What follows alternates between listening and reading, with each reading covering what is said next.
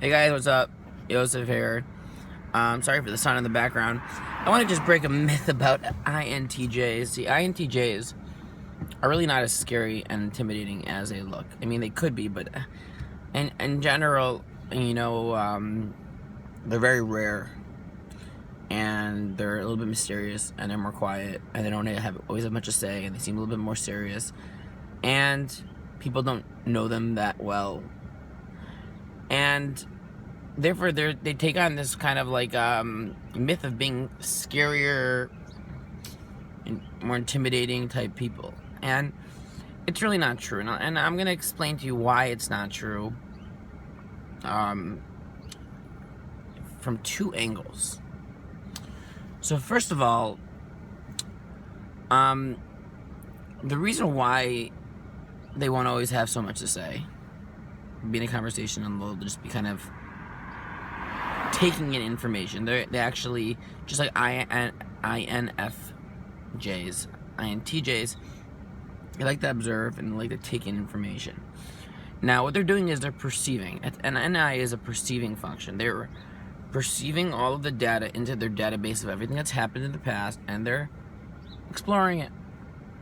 And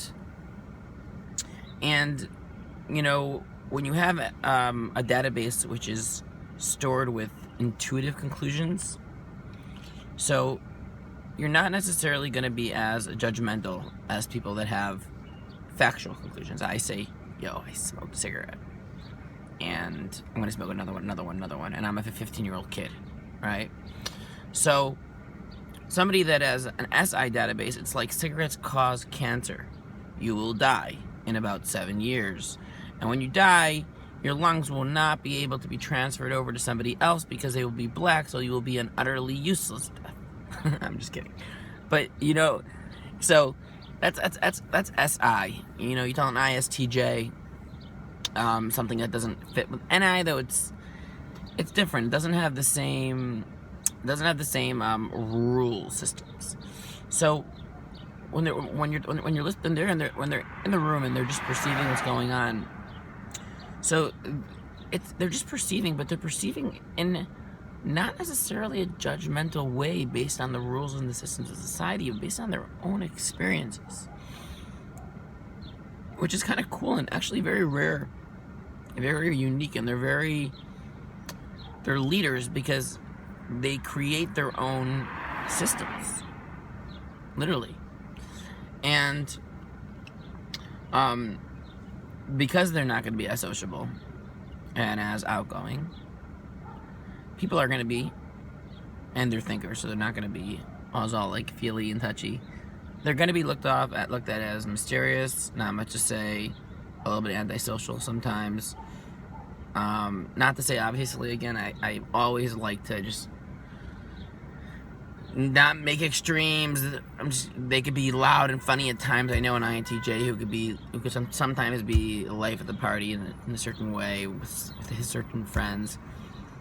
But there's that mysteriousness is just and with the T, it can be kind of intimidating.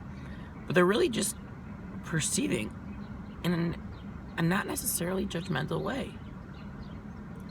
Now, that's the first thing. So, in general, just people that are perceiving are not as judgmental. They're not as in your face as much. They're not going to be as pushy. It's almost like a certain relaxing. Like they could be good listeners. It's nice to have somebody perceiving and taking in your information through them being able to relate. I think INFJs could be great therapists. INTJs could be great at creating a system for therapy, creating a system of what works and what doesn't work. And these two things, the fact that they're perceiving and the fact that they're not relying on like a rule book database of the world, can make them actually just really awesome, nice people that just have a certain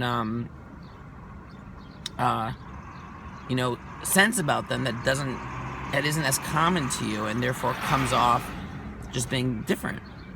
And when you get to know them, they're awesome.